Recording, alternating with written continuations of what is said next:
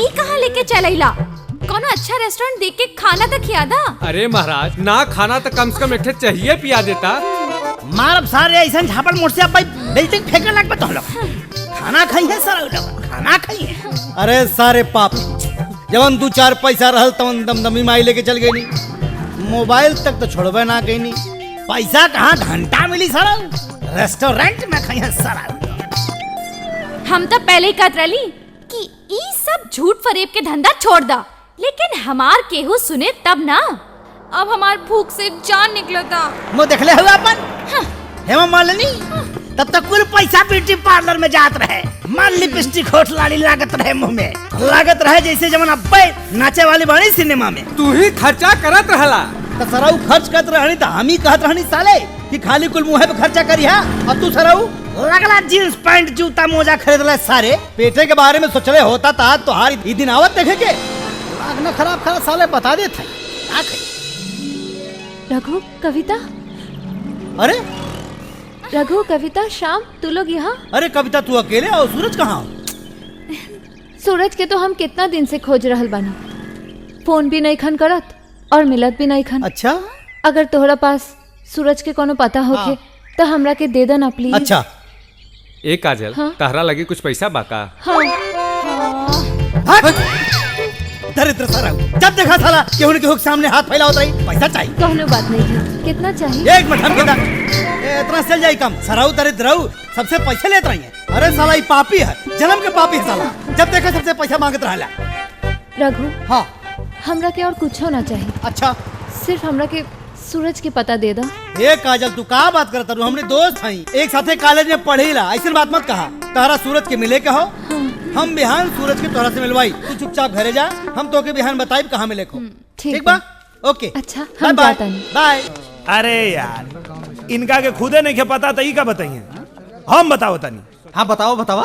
पुरनका staff room में चुड़ैल हो तो हो। क्या बात करते हो? हाँ कहो सूरज भाई सही का तरह हो? हाँ यार पुरनकी स्टाफ रूम में चुड़ैल बा? अरे बाप रे बाप पता तो के हाँ केले हाँ ओके पकड़ के चिपक जाले। फिर का फिर वो चुड़ैल तू कहो गई रहला? हम तो गई रहनी एक दिन वहाँ। हाँ गईनी लेकिन हमरा के क्यों लौकाई नहीं खे यार। बच गईला बच गईला। अब उ का ना उ सबके ना लौकेले, उ जेके पकड़े के रहला ओकरे के लौकेले। अरे बाप रे बाप। तू लोग एक एक दिन जाके चेक कर लिया। हाँ भाई सुना हाँ। हम तो कहते हैं कुल लड़का के जाए के चाहिए। अरे कुल लइकन के छोड़ा ना, लेकिन तू लोग एक आध दिन जाके जरूर चेक कर। हाँ, चला ना बिल्कुल। तो क्लास छूट जाए। चल ठीक है सही कहा। चलो चलो चलो चलो चलो।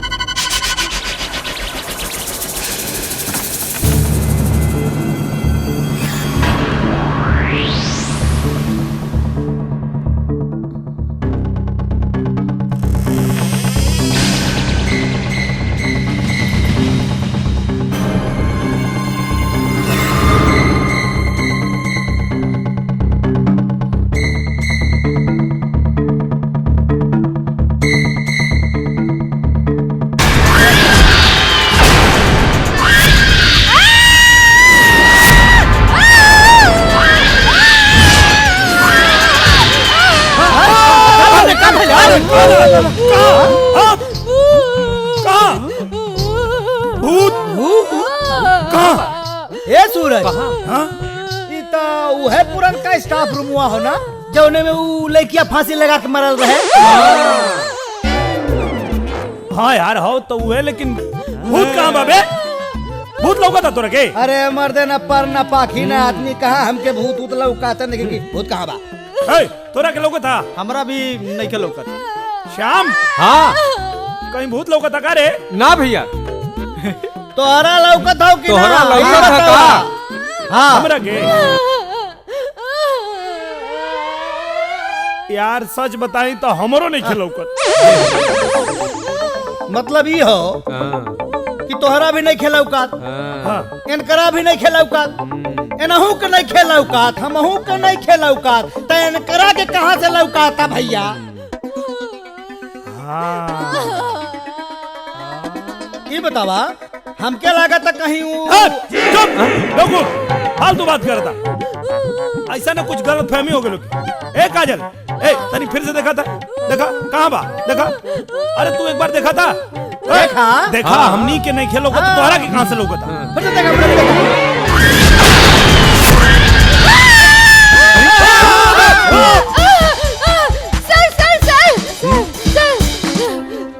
सर वहाँ चुड़ैल लटकल बिया। का पागल जैसन बात कर पारू काजल? हम सच कहता नहीं, हम अपने आँख से देख ले बानी। स्टाफ रूम में चुड़ैल लटकल बिया। चला, लेकिन अगर तुम्हार बात झूठ निकलल तो हमसे बुरा केहू ना होखी। नहीं चली आई ऊपर देखिए, वो चुड़ैल लटकल बिया। काजल हम तो देख लेली, और तू देख के बताओ कि कहाँ बा चुड़ैल? सर यह बात तो हमनी के कब से समझावता नहीं जा, ईमान एक तैयारी नहीं की, बिना वजह चिल्ला चिल्ला के यहाँ सबके जुटौले बाड़ी। बताइए सर। बोलो बोलो। लेकिन सर हाँ हम अपने आँख से तारा के मालूम बा कि तारा ई गलती के कारण ई कॉलेज से तारा के रिस्टिकेट भी कइल जा सकेला। ये तोहार पहली गलती है, एक कारण माफ करता नहीं। आइंदा ऐसा मजाक करके अगर कॉलेज का माहौल खराब करने की कोशिश कैलू तो तारा खातिर कॉलेज में कोनो जगह ना होगी। चलो सब लोग अपने अपने क्लासरूम में जाओ। चला चला भाई, चला अब चला लोग बिना वजह दिहल झरिया बरम गइल झरिया बहुत अच्छे हरदम मधुआ का नाम लेके हैं खाली काहे हमार बेइज्जती करवावत रहे हैं। आई एम बेइज्जती फील, हमरा में कौन ऐसन कमी बाटे रे? तोहरा में तो कमी बा। के कहले रहे तोहरा के बुढ़ापा में तीसर का ब्याह करे के? तीसर का ब्याह करी चाहे चौथा ब्याह करी, ओकरा से तोरा मतलब? 2 बीघा खेत बेच के तोरा बाप के हम तिलक देले बानी दहेज में। आ सुन, हम बुढ़ा गनी तो का हो, सब कमवा तो हम ही नु करत नहीं रे। बर्तन मजवावते बारे, लुगा धोवावते बारे, गोड़ दबवावते बारे, तो अब का लेबू बाबा जी के घर से हमर प्राण लेबू। अरे बाप रे बाप, अरे बाबू रे बाबू। हम ने देखा साला के बैठ के बर्तन मजता और मेहरारू हुआ बैठ के लिपस्टिक लगावतिया है मऊगा कहीं का। अरे बर्तन धोला से और कपड़ा धोला से मेहरारू के प्यास ना बुझेला, ओकरा औरी कुछ चाहिए। अरे ओकरा तो हमरे जैसन जवान मरद चाहिए, जवान। बोला है बच्चा बाबू, का प्रॉब्लम बा तहरा? पांडे जी, पटना में हम एगो मॉल बनावे चाहता नहीं, लेकिन ई मॉल के रास्ता पे एगो आदमी के घर बा, जकरा वजह से ई मॉल बनावे में बहुत तकलीफ हो रहल बा। और जब तक ले वो घर नहीं खे टूटत, हम वहाँ मॉल नहीं खी बना सकत। अरे तक घर खरीद ली बच्चा बाबू। खरीदे के बहुत कोशिश कैनी पांडे जी, लेकिन वो ऐसा थूथूर मेहरारू बिया कि कोनो भी कीमत पे वो मकान बेचे के नहीं खे चाह। हम अगर ये घर खाली करवा देम तो कीमत का देम? हम अपने के 25 लाख रुपया दे दे पांडे जी। बच्चा बाबू, हम अपने से कोनो सत्यनारायण भगवान के प्रसादी नहीं मांगत। चलिए उठी, हिस्सा मांगता नहीं हिस्सा। 25 लाख रुपया कोनो कम ना होला पांडे जी। अरे बुढ़बा के लेकर हुआ बात करत नहीं। अरे बच्चा बाबू, हम बाबा हैं बाबा। लोग हमार दर्शन करे के 20-25 लाख रुपया यही दक्षिणा में दे देवेगा। परसेंट के बाद करी बच्चा बाबू। अब परसेंट रहुए बताएं पांडे जी। 20%। ठीक बा, हमरा शर्त मंजूर बा। जा, तोरा बाबा के आशीर्वाद मिल गए बच्चा बाबू। अब मॉल बनावे के तैयारी करा, जा। जी पांडे जी। ए बागड़, पटना चले के तैयारी करता रे। जी काली बाबू। वो जमीन हमरा कोनो भी कीमत पर चाहिए, कोनो भी कीमत पर वो घर पर हमनी के कब्जा करे के बा। 20% के सवाल बा यार। चल गाड़ी निकाल, 2-4 गो आदमी रख, चल पटना।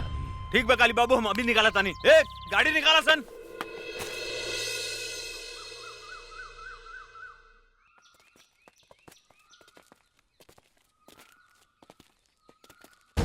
रे बुढ़िया,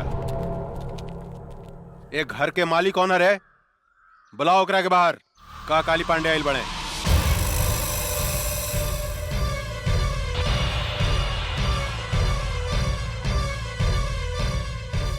जानकी देवी? अरे तो बड़ा आश्चर्य के बात हो गई। एकरा के तो हमनी के मार डाले रानी सानू, फिर ये जिंदा कैसे हो गई रे? पीके एकरा के चिंता ई परतपा के मेहरारू न बुझाती है। हमरो तो ई ओकरे मेहरुए लेखा बुझातिया, लेकिन हम तो मार दिले रहनी, तो फिर ई जिंदा कैसे हो गई? पांडे जी, अरे ईता जानकी देवी के जुड़वा बहन जैसा लगतिया। ठीक कहता रे। अपन काल के पहचाने में गलती करत तारे काली। हम जानकी देवी ही है। जानकी देवी तोहर मौत।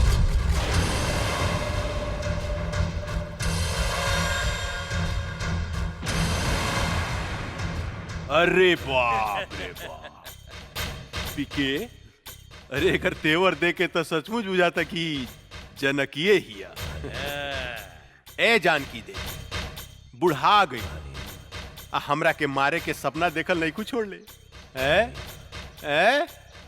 अरे हाथ का पता हो तो और हाथ का पता, कैसे मरबू हमरा के, कैसे बोला ना। हंस मत काली, तोरा जैसे कुत्ता के हाथ से ना पैर से कुचल जाला, पैर से। ए बागड़, देता तनी तलवार, इस साली के टंगड़िए काट देता। आखिर ये मिसाइल है कौन? हमार शंकर भैया। कहाँ मिली? रसूलपुर चट्टी। मुंड बिगाड़ देले बारी कौन है तारी बहनी के? सॉरी। पीछा से ठोक के आगे से सॉरी। और कुछ कहे के बा का? थैंक यू कहे के बा, ओही जा मौका ना मिलल है ना, यही से। देखा, 22 साल के तोहर जोगावल थाती ओ उत्पाती से बचावल हमार फर्ज रहे, ठीक बा? अब बचा देनी, अब चला फुटा। अरे बाप रे बाप, इतना आगे आयल काहे बाड़ा? एगो लड़की सटल चाहतिया और तू हटल जाता रा? ए मैडम, यहाँ गरमा के लोहा में लोहा सटाव जाला, लड़की ना। तो हमहू सटवा ही आयल बानी का? हमरा गाड़ी में होल हो गइल बा। होल? हे भगवान, होल ना, फाका बोल, फाका। तो मार देना का? टाका। अरे हट। जाना तानी भैया, तू खाली हमरे बारे में सोचबा कि कभी अपने बारे में भी सोचबा? हमारा बारे में सोचे के दीते बारिश ना, सोच। ओहो ठीक है बा, हमरा ना भौजी चाहिए। ए, दिमाग ठीक ठाक बानू तो पगला गेल बारिश? हाँ चल हट, हमारा वहाँ बता। लागत बा कि भैया के उघाई के दवाई की व्यवस्था अब हमरे के करे के पड़ी।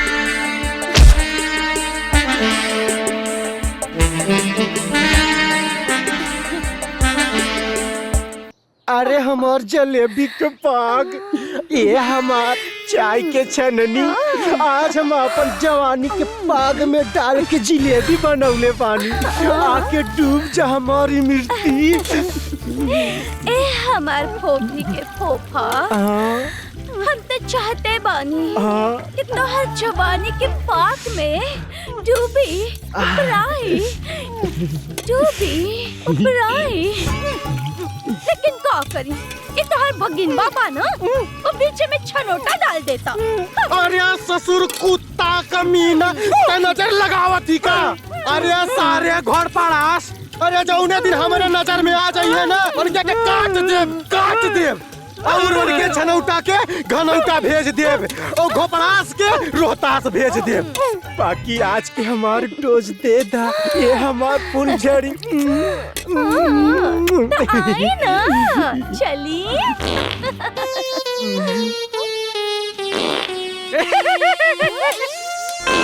राम राम, लागत है पेट खराब हो गई का। ये हमार पोपो, 2 मिनट बैठा, हम 5 मिनट में आवतानी। ठीक बा।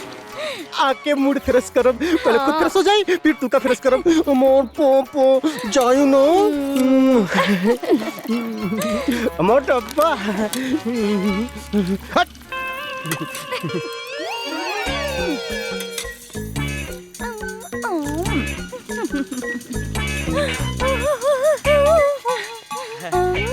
तावा के पैसा तावा के पैसा चाहिए एला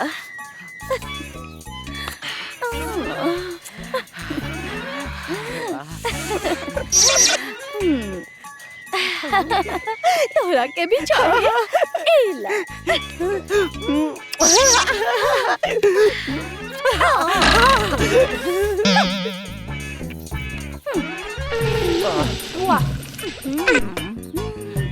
ये हमार सुग्गी आज हमारा के अंग्रेजी वाला चुम्मा दे दा ना लिप टू लिप वाला।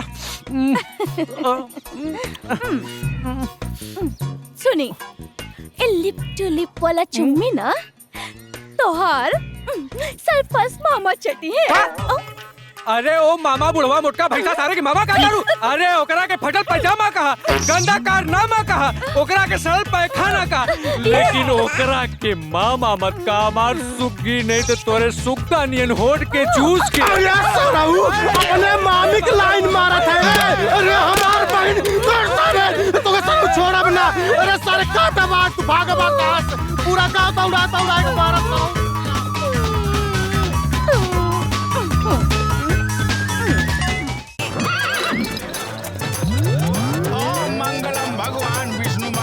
ध्वजा मंगलम पुंडरीकाक्ष मंगलाय तनु हरि।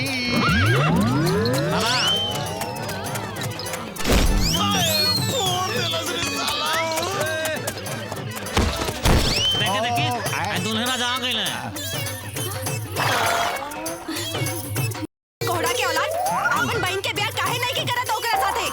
हमर बहन के त बियाह हो गेल बानू। अपन भाई के जे मुंह में आता बकत जाता है सब बुलाए खातिर होता। हाँ एकदम 100% सही बोल रही हैं। हाँ हाँ काहे ना ई मुंह और मसूर के दाल हमरा शांति हो शांति। अजी हमरा के कुछ कहत बानी। हाँ कथी ले कौआ मतीन काव काव करे छी। चुप रहू ने।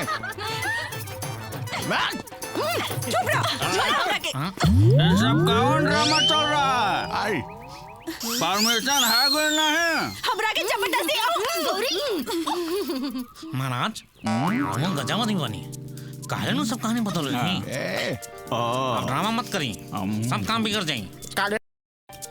चारों तरफ गंद मचा दे ना। चिचेबे तो कोहला में छेद कर दे। प्राइवेट बात बा प्राइवेट बात। है भागिया जिन ना तो ये सब पकड़ लई है। अच्छा अब देखा जा मजा।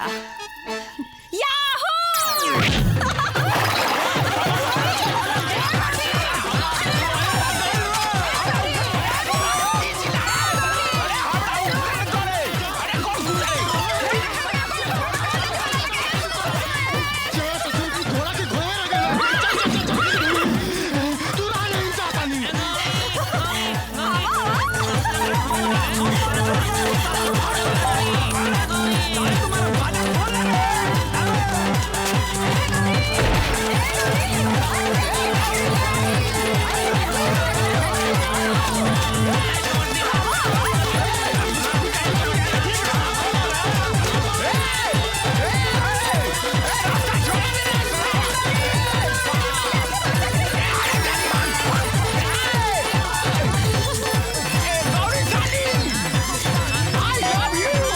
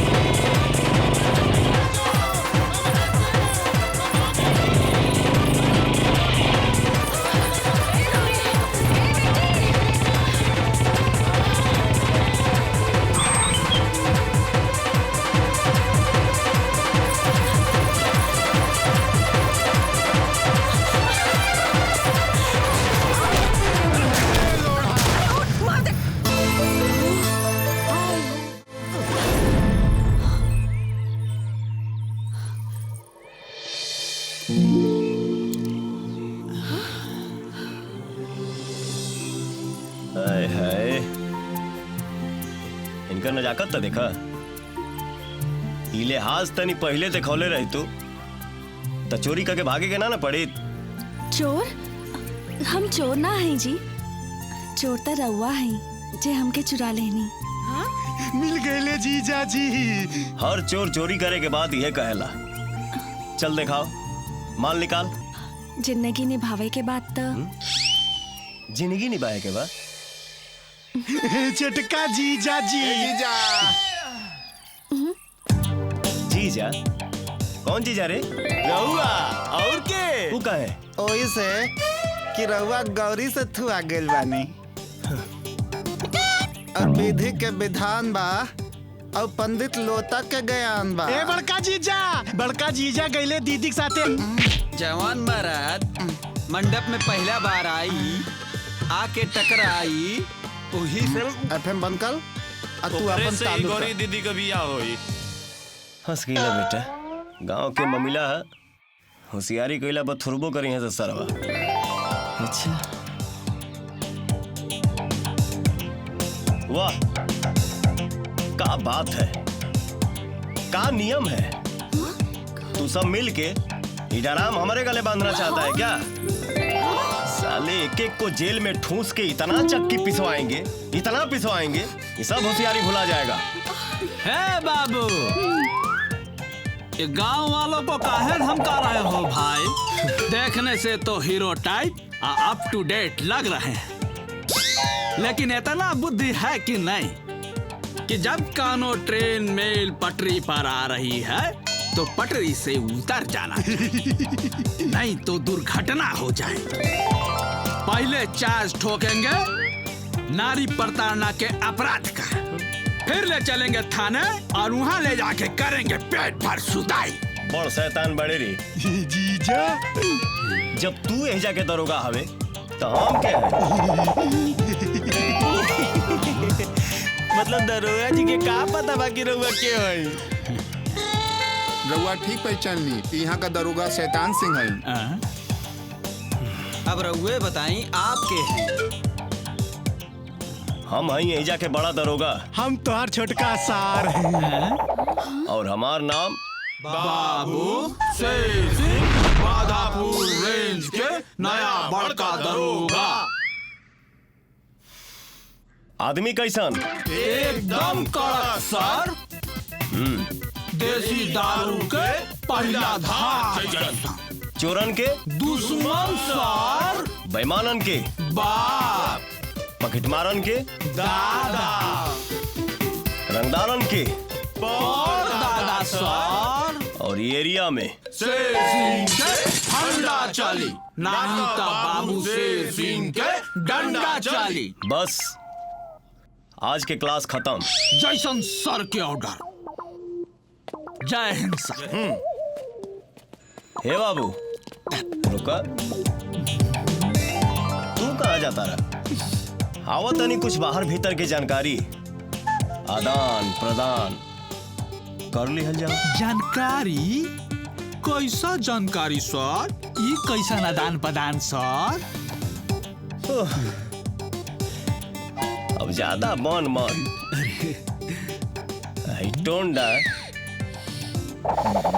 टोंडा के राज बता दे बाबू। एकर चिंता आप कहाँ कर रहे हैं सर?